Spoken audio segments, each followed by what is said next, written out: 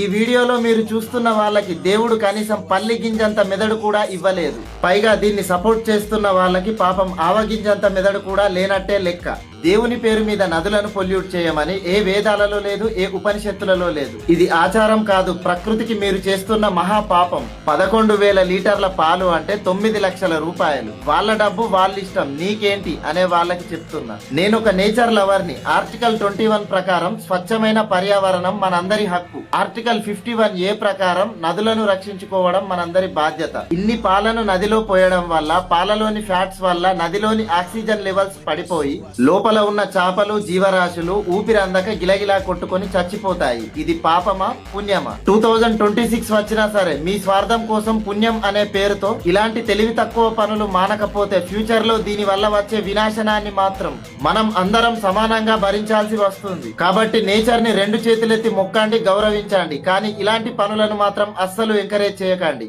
Jai Hind.